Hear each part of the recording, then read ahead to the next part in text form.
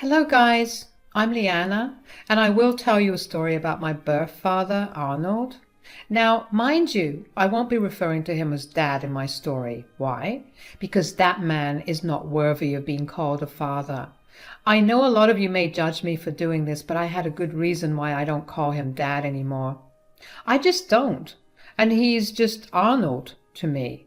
What can I do? My birth father did everything possible to make sure I knew how much he devalued me.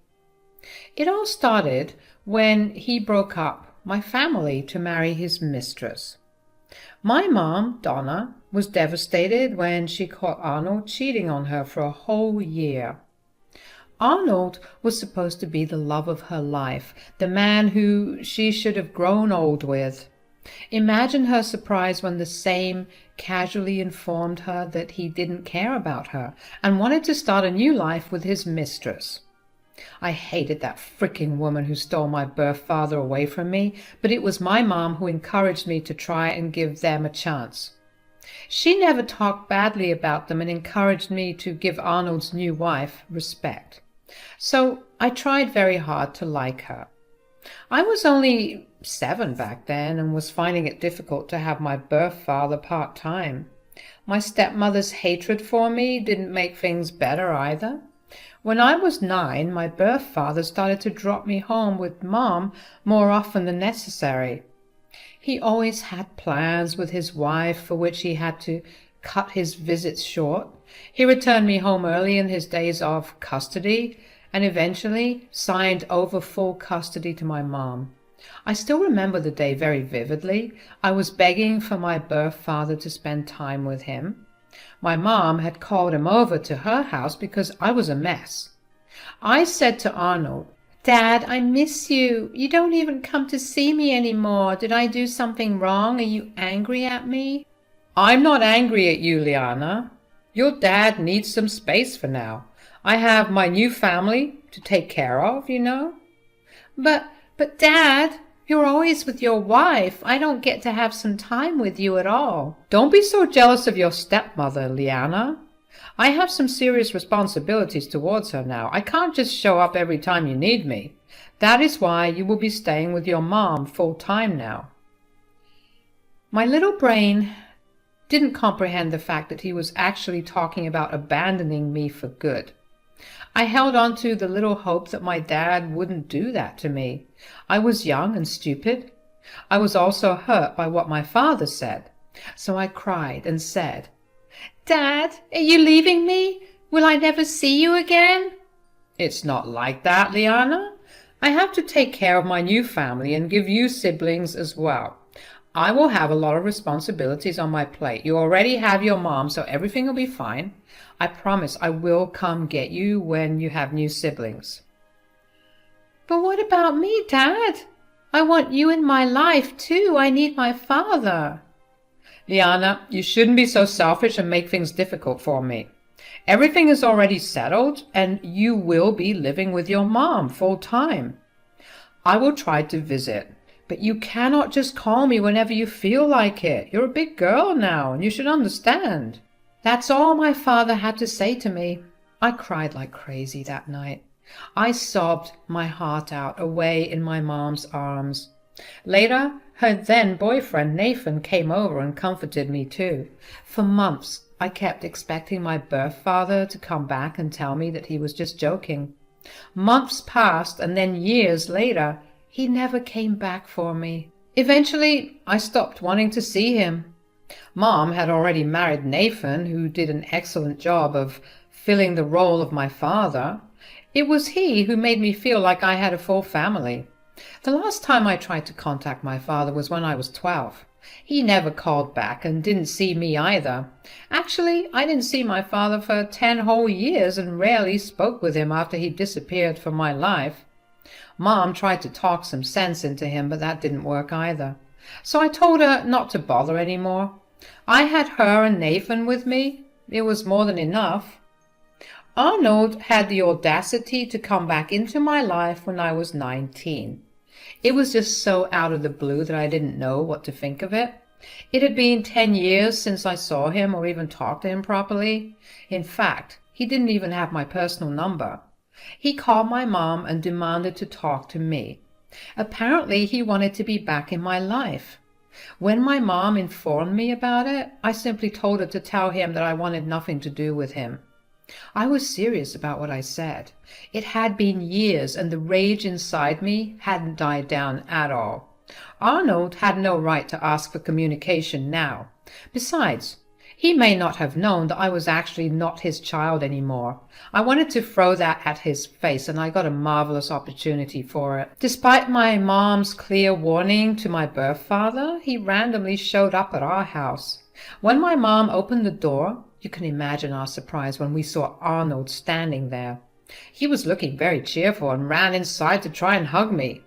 After having the most awkward hug of my life, I managed to push him away. If things had gone my way, he wouldn't be hugging me at all. But I couldn't escape in time, and he caught me by surprise. I stepped back, and Mom said, "What are you doing here, Arnold?" "What do you think I'm doing here, Donna?"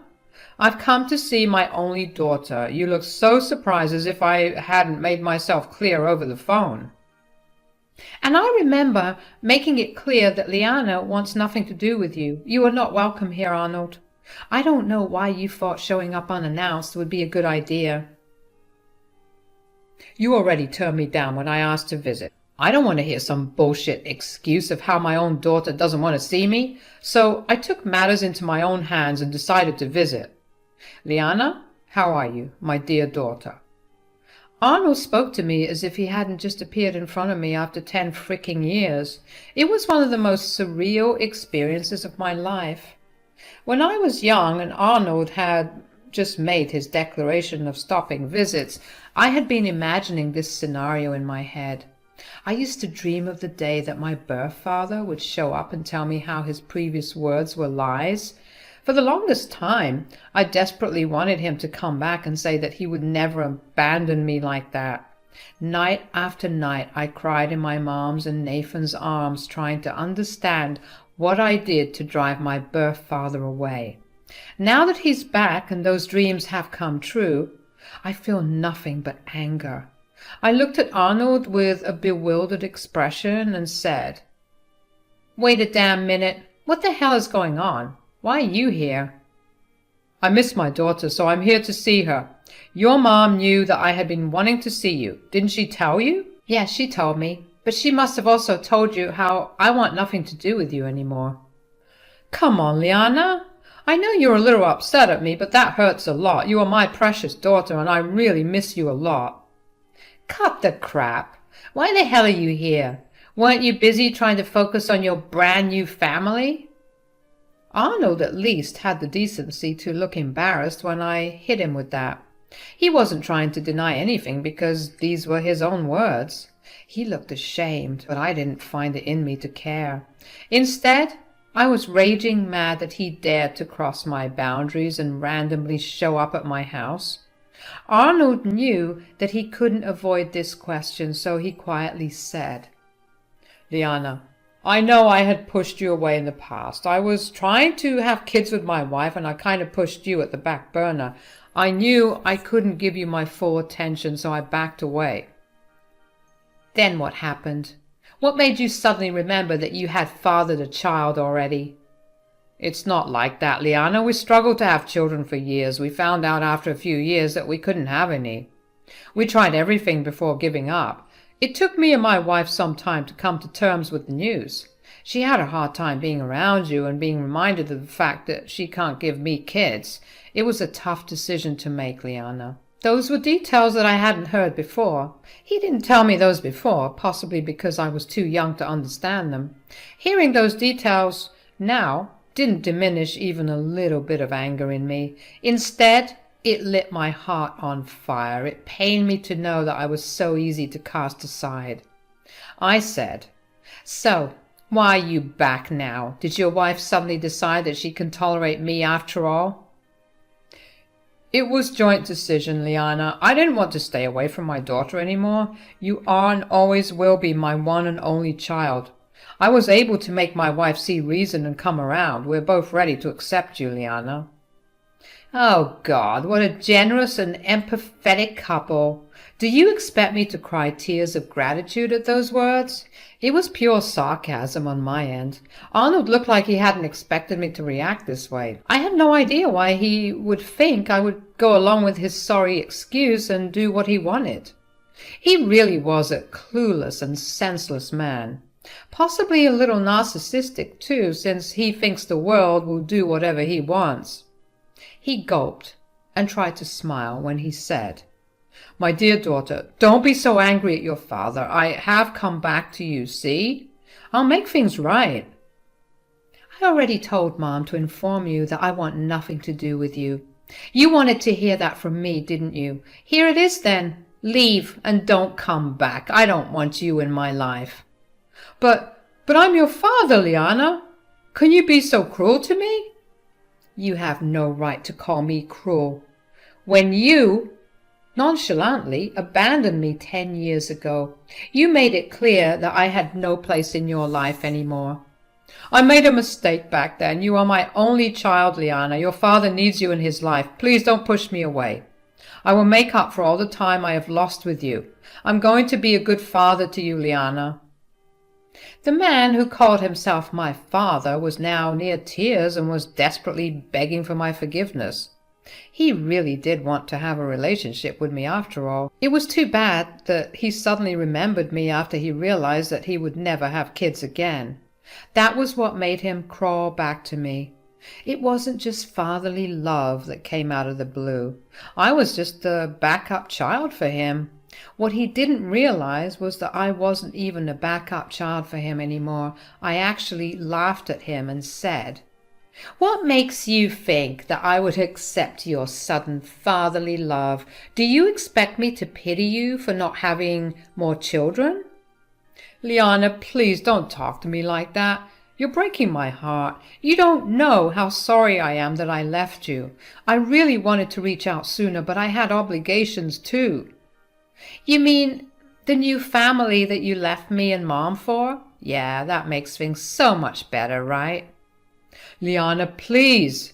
I'm just asking for a single chance. I want to know my daughter. I want to be there for your next milestones. I want to walk you down the aisle when it's time. I want my child back, Liana." Arnold was now pathetically crying and still begging me to forgive him. He had made up some ridiculous dreams in his head where I would suddenly allow him to be my dad after 10 freaking years. In his head, it would be like these 10 years didn't even exist. Some delusions my bio dad can have, seriously, guys. His crying and relentless begging were getting annoying, so I decided to just break the truth of his situation to him. I really did want to see the look on his face when I would tell him about my upcoming party. I said, "You will never get your child back, Arnold.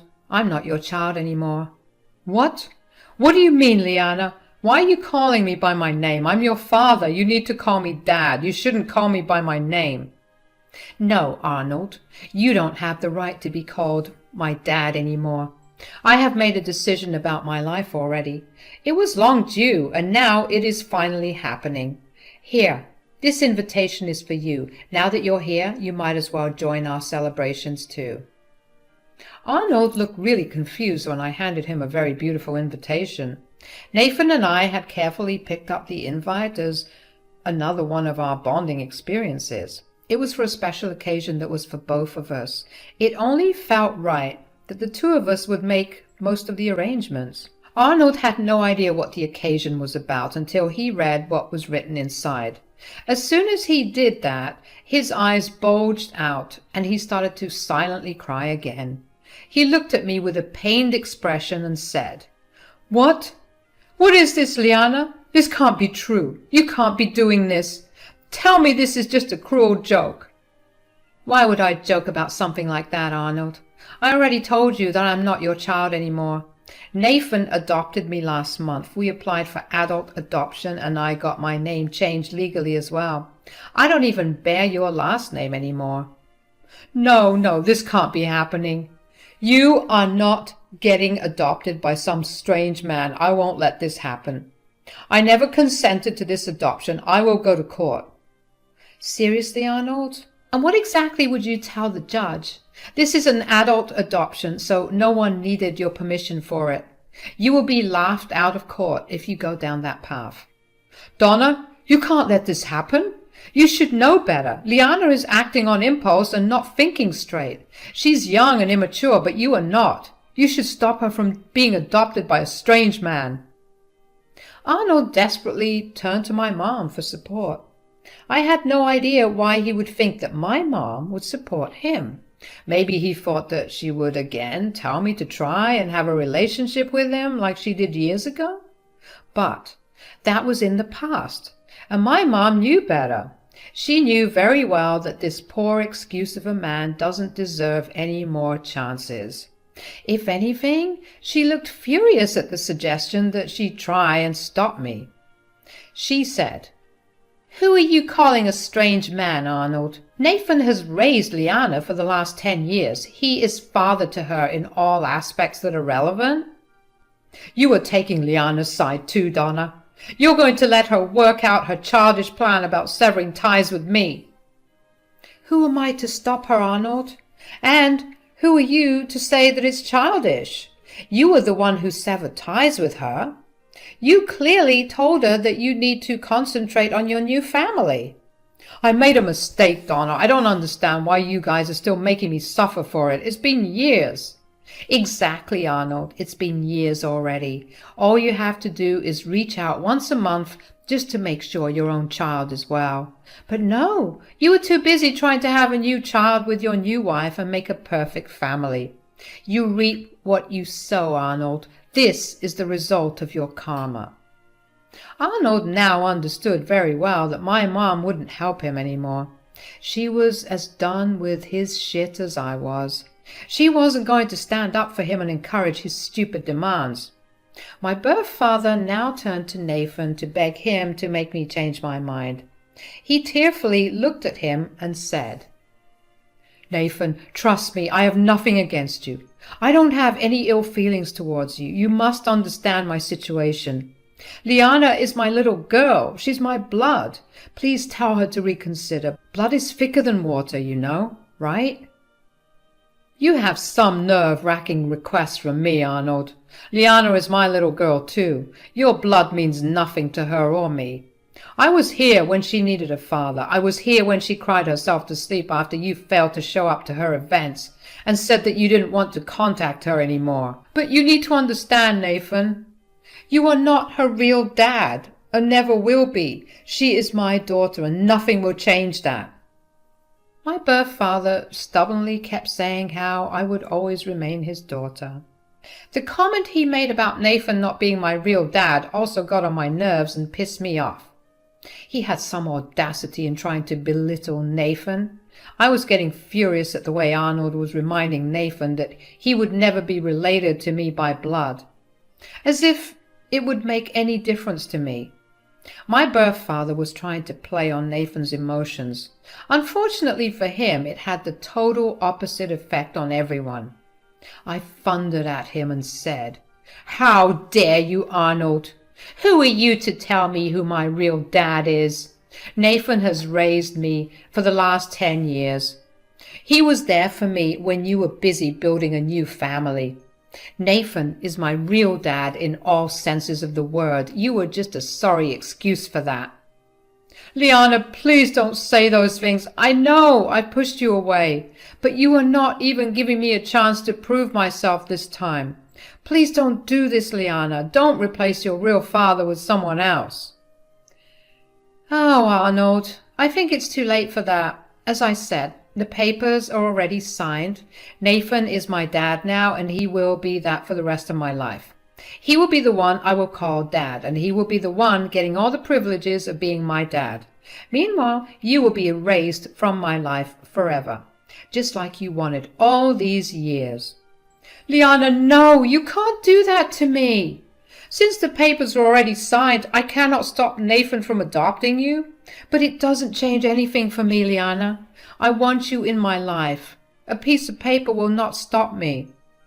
"No, maybe a piece of paper will not stop you, but I will be the one stopping you, Arnold. I had made my decision a long time ago. I want nothing to do with you. You will leave my dad's house right now. Arnold's eyes bulged out when I asked him to leave. Somehow it still hadn't gotten into his head that I won't be changing my mind. Every time he talked about being my biological dad, I wanted to barf and claw at my own eyes. Somehow his words, instead of encouraging me to accept him, made me think of other things. I started to really wish that I wasn't born with his stupid genes. Anyway, the longer Arnold stayed, the madder I was getting. Mom and Nathan, who was now my dad, sensed this right away and said, "Liana's right, Arnold. You need to leave. You are stressing out my daughter, and I will not indulge in that behavior of yours." "No, you can't kick me out. I will not leave until I have my daughter's forgiveness. I won't let anyone steal my daughter." "I have said this once, and I will say this again. I am not your freaking daughter. Nathan is my father. Now, you should just leave before I ask him to call the cops on you. Don't bother showing up or harassing me again." "My daughter's right, Arnold. You need to leave before I take matters into my own hands and call the freaking cops on you." "Oh, by the way, don't bother showing up at the adoption party. We will throw you out. I extended the invitation out of courtesy, but you clearly can't appreciate anything good in life. So consider yourself uninvited, and if you show up and harass me or my family again, I will file a restraining order." Arnold was now looking completely defeated, as no one was taking his side. Mom actually went straight to the door, opened it, and pointed him towards the way out. In the end, he hung his head and walked out. After he was gone, I actually hugged my dad and Mom while they comforted me and told me how much they loved me. I am truly blessed to have a family like mine. The adoption party was a huge success, except for one minor inconvenience. Arnold showed up with his mistress wife in tow and tried to talk sense into me. Suffice it to say, that didn't work out very well in their favor. In fact, the whole family was there to berate them for what they did to me. One thing to note is that Arnold's family actually stayed in contact with me. My biological paternal grandparents and even uncles stayed in my life and were heavily involved in it as well. Initially, his family had tried to get Arnold to reason and not abandon me out of the blue. He didn't listen to any of them. Naturally, the hurt and bitterness made them have a bad relationship with Arnold. Meanwhile, my relationship with them remained unaffected. They were present at the party and were ready to tear into Arnold and his horrible new wife. They even supported Nathan in adopting me and said that he was the best dad I got. And guess what, guys? My grandparents disinherited Arnold and were leaving his share of the inheritance to me. You can imagine Arnold's wife's reaction when she heard that. They threw a tantrum and were promptly kicked out. It was truly a day to remember. In the next few days, Arnold and his wife amped up their harassment now that they knew I was getting their share of the inheritance too. They kept pestering me and even dared to show up at my university to apologize. Campus security had a field day with their tantrums. They were behaving so irrationally that my own university called the cops on them. Let's just say they are in deep trouble and currently going through a lawsuit. Oh, I almost forgot to mention that I did end up getting a restraining order against them after this fiasco. So they have no way of contacting me anymore. I seriously can't thank God enough that Arnold abandoned me at the right time. If he hadn't, perhaps I wouldn't have gotten an amazing father like Nathan. We are having a great life together, and I seriously couldn't have asked for more. I can definitely see Arnold showing up and causing trouble after the restraining order is lifted, but I don't care anymore. I know I have my awesome mom and dad by my side who will help me keep him away from us for good.